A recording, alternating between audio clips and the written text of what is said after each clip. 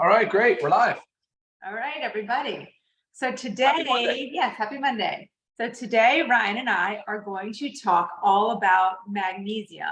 And as Ryan always likes to say, magnesium is magnificent. There you go. So we have our Ultra Magnesium Complex.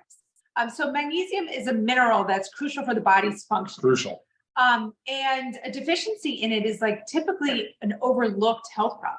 Okay, there's so many times that somebody can have a symptom and nobody just says, try supplementing with magnesium. Correct. Magnesium is involved in over 300 reactions in the body. So if you think about that, if you don't have the proper amount of magnesium and you have all these 300 plus reactions that are trying to take place, they can't really take place properly without their lovely magnesium. Sure. And it's just such a simple mineral to supplement with. Not to mention it's not an expensive mineral to begin with. Right. A deficiency can cause anything from what I know you'll be able to list off a lot more, but fatigue, muscle cramps, irregular heartbeat, insomnia, horrible stress response, anxiety, osteoporosis. I mean, so many things that a deficiency in magnesium can cause. And it's actually pretty scary. So I want Ryan to explain to us all about why he chose, there's many forms of magnesium, why he chose these two specific forms of magnesium to put in our Ultra Magnesium Complex. Yeah, for sure. Thanks, Lisa. And like you said, 300 chemical reactions. So it's a cofactor or a precursor for an enzymatic reaction, right? For enzymes. And there's such a diverse range of biochemical reactions that this simple, very essential, because we have to get it from our food or supplements, mineral is responsible for. I mean, it's insanity that, like you said, people overlook it so often.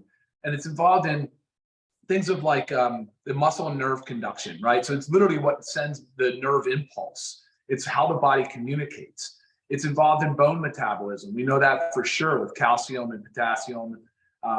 It's obviously involved in heart health and cardiovascular heart health. I mean, the FDA actually has a qualified health claim for lowering blood pressure with this medication. If you are a pregnant female and you're in the hospital and you have preeclampsia or high blood pressure during pregnancy, they will put you on, you got it, magnesium.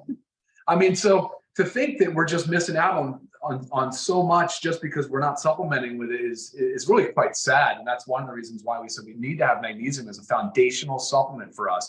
I mean, it's also involved in DNA, protein, RNA, muscle protein synthesis. It's a precursor to glutathione, the mother of all antioxidants in our body. So it's a really big deal. It's like when people, like you say, when in a clinical setting, when people present, you're like, all right, are you on magnesium? If you're not, well, you should be for the most part, right? At least 50% of people are deficient or have inadequate magnesium levels. But here's the thing, right? It's hard to measure. There's about 25 grams of magnesium in our body.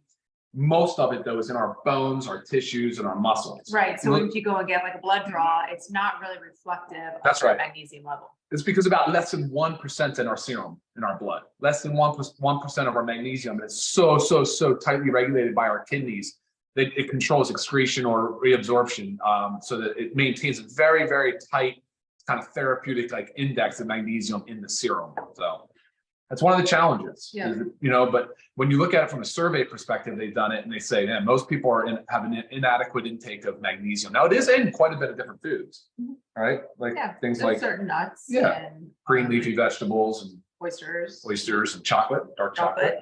I get plenty of that. But yeah, so ultimately, we decided on magnesium glycinate and magnesium gluconate for our salt forms of magnesium. There's a lot of different forms, and it's crazy. I always ask people to send me like some things that they're taking if they have any questions, and I often see a magnesium supplement. It's like magnesium oxide. Well, magnesium oxide doesn't really do anything other than increase bowel movements. It does not absorb well. There's a lot of forms of magnesium used, like magnesium citrate is used for bowel prep. I mean, magnesium citrate is great, but again, it's really just to stimulate bowel movement. It's not to help increase magnesium in your body. It does absorb, but ultimately you're going to hit diarrhea before you before you move your blood levels, which is not what you want, right? It's actually pretty much the limiting factor of all forms of magnesium. Ultimately, even you would still only be able to take so much before your stomach really starts to be affected from it. You know what I mean? which is one of the reasons why you say you could split the dose throughout the day. You could take it with food to lessen that impact on the bowels. So right, and we always say a major thing with the magnesium. I briefly had mentioned sleep, but it really helps reduce the stress hormones in the brain. So this is part of like why it helps us sleep, because we lie down in bed at the end of the day and our brains are still racing. And did I do this? Did I do that? What do I have to do tomorrow? Just everything. So it helps relax our bodies and relax our minds so we can actually get a deep, well-rested sleep. Yeah, absolutely. No doubt. All right. So what are we going to do? Let's talk some questions here. What else we want to, I usually like to pause for a moment and just kind of see what people are asking. Right. And again, we talk about magnesium all the time, guys. We've talked about it. We've talked about it in our daily essentials pack. And we always make a point to bring up how important and how essential magnesium is for you. And I just want to let you know, like, our member price for this is only $8.95. That's $8.95 for 60 capsules because you're taking 2 a day. Our non-member price is, I believe it's $17.95, but just makes you realize you also should be a member if you're not a member. But again, there's no reason. I mean, a month's worth of magnesium for under $9. Right. Got to do it. You cannot skimp on this one. It's probably the best value, in my opinion. Like, seriously, probably the best value supplement that you could possibly take for sure for the money. For sure. And I like to take mine because I'm not a very good sleeper. So everything I work on is like biohacking my sleep and trying to do everything to sleep better. So I take both of my magnesiums about an hour before bedtime. Ryan, on the other hand, you like to split. I do. I split it at lunch. I do it around lunchtime, mid-afternoon, for that mid-afternoon kind of stress response. Kids are coming home from school. You're just realizing maybe things you didn't get done early in the day. And then again, I'll take the other capsule right before bedtime to help benefit that sleep cycle. Right. So you kind of just figure out what works for you and for your body and for your needs. Yeah, but I want to mention something. So some people don't realize that, the magnesium deficiency is like we keep talking about, like, it's better to get ahead of it early than it is to wait until later, until disease presents, because magnesium deficiency builds up over time. It leads to problems with weak bones. It leads to poor nerve conduction and lack of muscle and heart difficulty managing and regulating heart rhythms. So you got to understand something, that magnesium should be started early and taken consistently every single day. Right. Those are some things that are hard to gain back by waiting until they present themselves and then saying, oh, I need to take my magnesium. And there's a few common disease states I want to mention. Like we talked about with high blood pressure. We know that it's a qualified health claim. We know that it's involved in it, but it's primarily because the way that it interacts with calcium and potassium, it creates this membrane potential on the nerve conduction side of things. And that is where you're really triggering a lot of the blood pressure regulation and heart rhythm aspect of it, right? Diabetes is an interesting one. So I've always talked about, say, about 1 out of 2, half of the United States population is either pre-diabetic type 1 or type 2. The problem with diabetes, that's a huge number, huge number. The problem with the diabetes related to magnesium is it tends to be that there's a high levels of glucose in the kidney, which increases excretion of magnesium. So you're really excreting more magnesium. So it's a loss of magnesium as well. And then, of course, there's gastrointestinal diseases and things of that nature that affect the absorption and the uptake of magnesium. Things like gluten sensitivities, things like irritable bowel disease, so Crohn's or ulcerative colitis, or any number of these things. There's a lot of medications. I'm big on the med side, right? So drug-induced nutrient depletion is a huge category, specifically related to magnesium. I mean, guys, water pills, the diuretics that are used, they flush out magnesium. So that's one of the top 5 meds in the country dispensed. I mean, it's for high blood pressure, but they're putting on it and then you're losing magnesium. Proton pump inhibitors for acid reflux or for heartburn. It's affecting the absorption of magnesium, and over long term, you're seeing low magnesium levels. And so you're seeing certain meds, and a lot of times I always caution people. I say, watch out with magnesium because it can bind or can chelate to other minerals, like things like zinc, for instance, right? If you have magnesium in a multivitamin with zinc, it potentially binds and prevents the absorption. So what we're ultimately trying to help you guys understand is that it's such an easy mineral to supplement with, but you got to know what you're doing, what salt form you're choosing, why you're choosing it, what to expect from it, how long to take it, all those things. That's really what we want you guys to get out of it. Right. And like what you were just saying, that's why you intentionally left magnesium out of our multivitamin. That's right. Because of the fact that it can bind with other. It can bind, it can compete for your absorption, it can do a number of different things, but it's also, I want you to have control over your dosing and the timing of your dosing. Right. So you can experiment with it, because not only are we talking about blood pressure, we're talking about diabetes, we're talking about osteoporosis, we're talking about also migraines, so and headaches and things of that nature. So I want you guys to be able to use your magnesium as a tool to help you with these things. Muscle cramps, it's another area where people can realize that they're probably maybe low or deficient with inadequate amounts of magnesium. Right.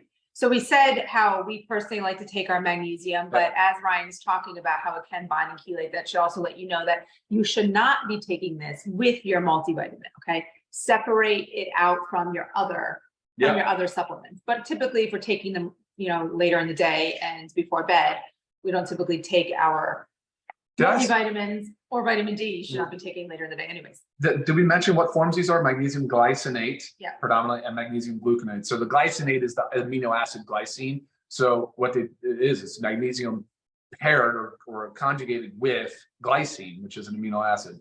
So which is very cool, very cool. It is in a capsule form. There's 60 capsules. It is gluten-free, dairy-free, soy-free. It's a vegetable capsule. And like I said, I'll split mine dose. So you get your daily intake of 420 milligrams, but you get that across 2 capsules. That's why I split mine at lunch and again at dinner. Yeah.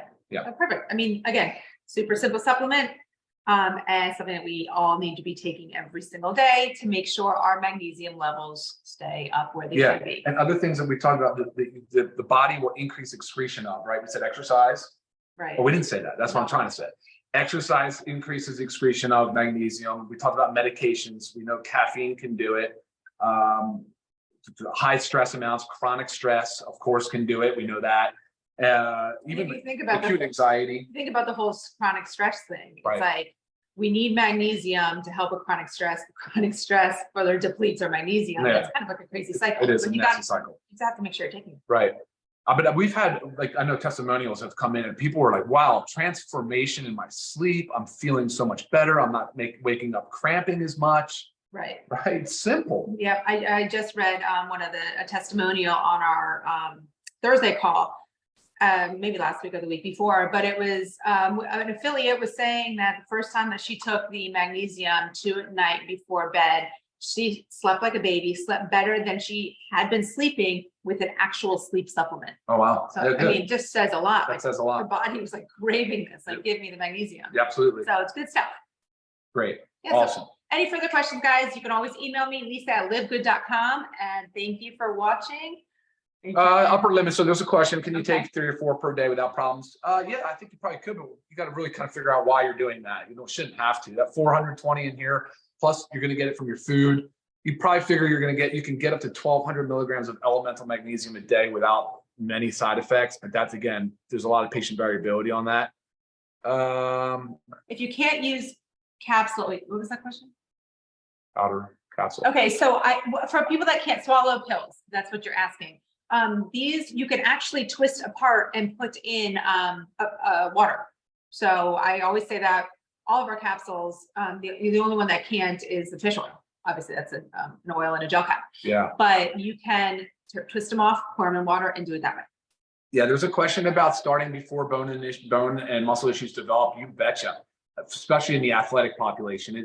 It's very unfortunate that these high school and collegiate athletes are not being told that magnesium should be an absolute regular supplement for them. Yes, I mean, we give our children 9 and 10 years old a child version of magnesium.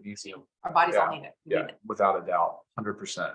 Sorry, guys. I know my hands and you're trying to get used to this. All right, cool. All right, great. That's it for our Monday Zoom. Join us next week, Monday, noon Eastern. Hope you all had a great Mother's Day weekend and have a productive rest of your week. Sounds great. Take care, guys. All right. See y'all. Bye. Take care. Bye.